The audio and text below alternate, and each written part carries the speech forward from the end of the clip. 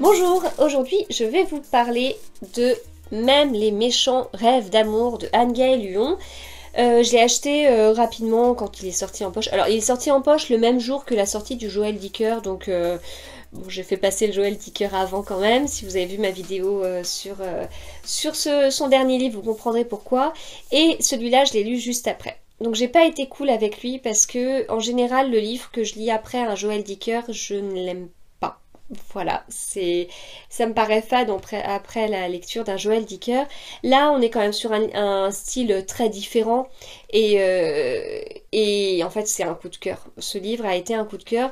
Donc, j'avais hâte de le lire parce que l'auteur, je l'ai rencontré au salon Saint-Maur-en-Poche l'année dernière. J'avais acheté son premier livre.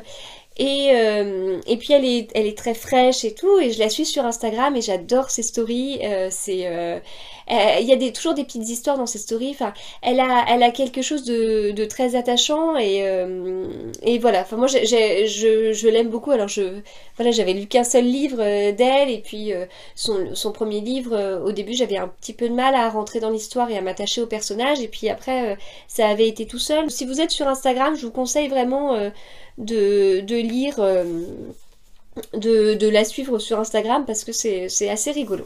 Donc j'avais hâte de lire ce livre, j'en avais un petit peu entendu parler, les aiguilles à tricoter, voilà.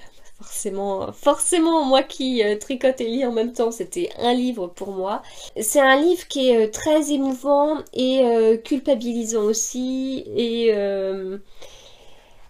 en fait, c'est l'histoire entre une grand-mère et sa petite fille.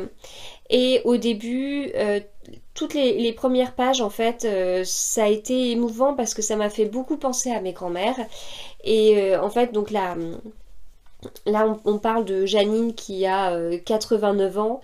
Et puis, bah, petit à petit, en fait, elle commence un peu à perdre la mémoire. Et en même temps, elle a des secrets et qu'elle veut livrer à sa petite fille. Donc on est tout au long de l'histoire, on est comme ça pris un peu. Enfin, il y a un peu de suspense dans le sens où, enfin, on est tenu en haleine par ce secret. Donc je trouve que ça change des livres tout gai, tout joli, où tout va bien, etc. Et c'est voilà, les livres un peu comme ça, parce qu'il y a quand même ce truc où on est tenu en haleine. Je veux pas dire que c'est un thriller non plus, mais bon, voilà, ça mélange plusieurs genres, mais Virginie Grimaldi est assez douée pour ça aussi. Et, euh, et du coup, la première partie, c'est là où elle perd la tête. Et enfin, perd la tête, perd la mémoire. Et en fait, donc ça m'a fait penser à mes deux grands-mères, parce que moi, mes deux grands-mères, ça se passe comme ça. Enfin, j'ai perdu une de mes grands-mères il y a un an, et ça a été enfin, ça a été assez rapide entre le moment où enfin, où il y a eu le diagnostic et son décès, et puis en fait, ma grand-mère, je la voyais pas beaucoup de ma faute. J'ai pas été assez la voir. Mais je l'avais souvent au téléphone parce que je lui envoyais régulièrement des photos des enfants. Et du coup, ma grand-mère, elle appelait pour tous les anniversaires. Donc le mien, mon mari, les trois enfants. Quand je lui envoyais une carte, etc. Donc je l'avais quand même souvent au téléphone. Et voilà, du coup, ça a été assez triste par rapport à ça. Je vais me mettre à pleurer, je crois. Et du coup, mon autre grand-mère, c'est différent parce que elle, le diagnostic de...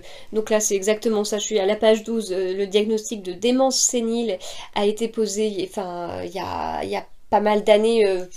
très peu de temps après le décès de mon grand-père. Et en fait, c'est très bien expliqué parce que c'est vraiment ça, en fait, à chaque... enfin, c'est pas expliqué là, mais il y a un moment donné, c'est mis en fait à chaque coup dur, à chaque petit changement, et ben il y a une plongée dans la maladie. Et du coup, ma grand-mère, donc ça fait ça, je sais plus, Lexi était pas née, c'est peut-être il y a 5 ans. Ça a été diagnostiqué il y a 5 ans, ouais, ça, il y a 5 ans, mais bon, il y avait quand même des signes avant, ce qu'on a compris après. Et ma grand-mère est toujours en vie Et voilà, enfin elle reconnaît plus personne, elle a du mal à s'alimenter, enfin bref, c'est pas le sujet. Et ma grand-mère pareil, hein, cette grand-mère je l'avais pas beaucoup vue, et je l'avais pas beaucoup vue ces derniers temps, mais je la voyais beaucoup quand j'étais petite, et voilà, enfin... Et en fait, dans la lecture de ce livre, bah, donc déjà, ça m'a beaucoup touchée sur ces parties-là, et puis après, il y a le rapport de la petite fille avec sa grand-mère, et du coup, il y a un côté culpabilisant parce que, voilà, maintenant, moi, c'est trop tard pour mes grand-mères. Et du coup, notamment quand, enfin, c'était l'été dernier, je m'étais beaucoup intéressée à la Seconde Guerre mondiale, etc. Et ma mère m'avait donné des infos sur comment ça s'était passé dans nos familles, et en fait je me suis intéressée à tout ça trop tard parce que ça aurait été quand même mieux que ce soit mes grands-mères qui me le transmettent en fait, enfin que je puisse en parler avec elles et tout ça. Bon là c'est pas forcément un truc de je sais pas parce que euh, enfin là c'est plutôt le fait que je me suis intéressée au sujet trop tard, quoi. Voilà, c'est ça. Mais bon, j'aurais pu plus les voir, j'aurais pu plus faire d'efforts, et du coup ça m'a un peu fait culpabiliser, mais c'est vraiment une très très belle histoire.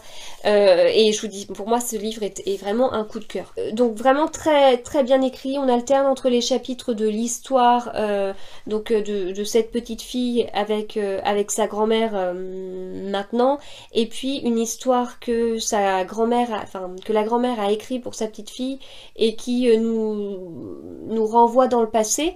Et voilà, on alterne entre les deux, donc ça dynamise vraiment la lecture.